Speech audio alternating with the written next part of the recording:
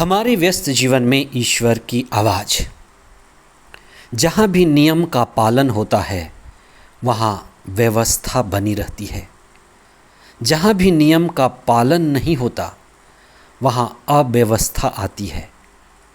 नियम तोड़ना ही अव्यवस्था लाता है, चाहे हमारे मन में, शरीर में, परिवार में, समाज में। जहाँ भी नियम टूटता है अव्यवस्था आती है और उसी से अराजकता, सामाजिक, शारीरिक, मानसिक बीमारी और दुर्बलता भी आती है। जब एक राजघराने में नियम का पालन होता है तो ये लक्षण है कि सारे राज्य में नियम का पालन हो रहा है। लेकिन जब राजघराने में नियम का पालन नहीं होता, अव्यवस्था होती है, तब राज्य का पतन शुरू हो जाता है। ईश्वर राजा है। धर्मशास्त्र इसी बात को कहता है कि ईश्वर राजा है और वह अपने नबियों को नियम के साथ भेजता है कि उसके राज्य में नियम का लागू और नियम के साथ व्यवस्था बनी रहे। आज के सुसमाचार में यूहन्ना बपतिस्ता एक गरजते हुए नबी हैं। नियम को पालन करने के लिए वे आवाज़ उठाते हैं। वहीं आज के पहले पाठ में ईश्वर की आवाज़, एक उद्घोषणा जो जुबली वर्ष की है। जुबली वर्ष जो 50वें साल, विशेष करके ईश्वर के सभी वरदानों के लिए धन्यवाद देने का समय, विश्राम का समय, खुद को व्यवस्थित करने का समय और जो भी व्यापार में, ज़मीन की खरीदारी में, दाखबारी की खरीदारी में, दासों के लेन देन में पुनः व्यवस्था लाने और संपूर्ण व्यवस्था को नए ढंग से व्यवस्थित करने के लिए जुबली वर्ष बड़े आनंद के साथ मनाया जाता था।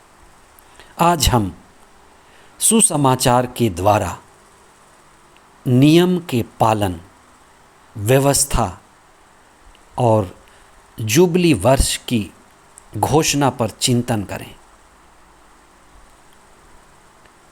ईश्वर हमें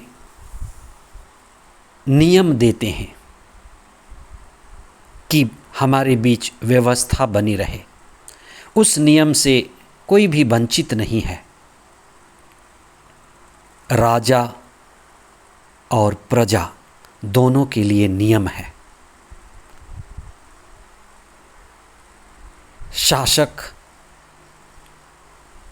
और प्रजा, जनता, सबके लिए नियम है और नियम इसलिए पालन किया जाना है क्योंकि व्यवस्था बनी रहे। यूहन्ना बपतिस्ता ने अपने समय में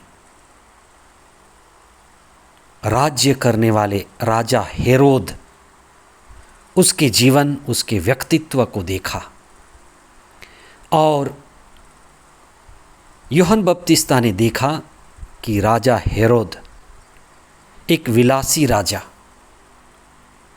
और भोग के पीछे चलने वाला राजा, और उसके कारण सारी जनता, सारी प्रजा भ्रमित है। हेरोद ने अपने भाई फिलिप की पत्नी हेरोदियस को अपने साथ रखा था। यूहन्ना बपतिस्ता ने इसका जोरदार विरोध किया और यह नियम का तोड़ा जाना था। यूहन्ना बपतिस्ता एक नबी थे और नबी के द्वारा ईश्वर बोलता है ईश्वर नबी के मुख के द्वारा बोलता है। ईश्वर नबी का उपयोग करता है और अपनी आवाज़ उठाता है। इसीलिए ईश्वर के द्वारा यूहन्ना बपतिस्ता जो गरज रहा था, ईश्वर के बातों को राजा हेरोद के पास रख रहा था। ईश्वर व्यवस्था चाहता है। जब व्यवस्था साफ हो, सुथरी हो, तब सफलता के अधिक मौके हैं। राजा हेरोद का जीवन युवाओं के लिए, परिवारों के लिए, हर तरह के रिश्तों के लिए एक भटकाव था। ईश्वर इसके खिलाफ है और यूहन्ना बपतिस्ता के द्वारा ईश्वर ने अपनी बात, अपनी आवाज़ हेरोद तक पहुंचाया। यूहन्ना बपतिस्ता चाहते तो लंबी जिंदगी जी सकते थे। वे राजा हेरोद के मित्र बन जाते और उन्हें लंबी जिंदगी मिल जाती, पर वे सत्य के साथ खड़े थे। वे नबी थे, सत्य के साक्षी थे।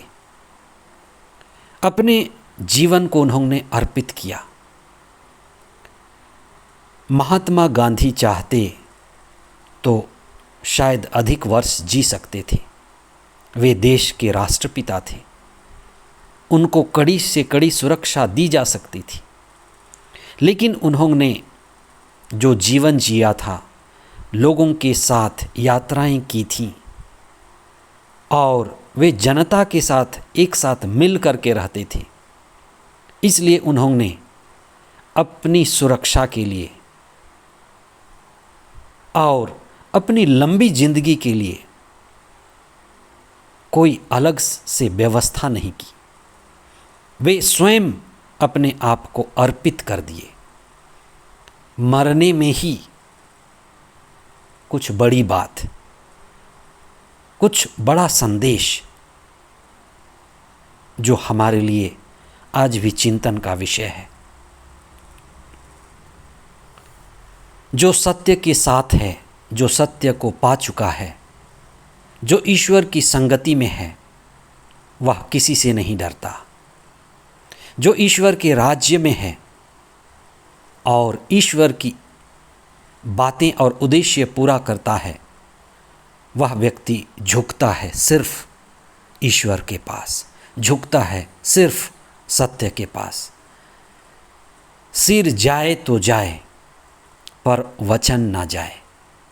ऐसे ही थे नबी यूहन्ना बपतिस्ता, ऐसे ही थे महात्मा गांधी। हम अपने जीवन में व्यवस्था लाएं।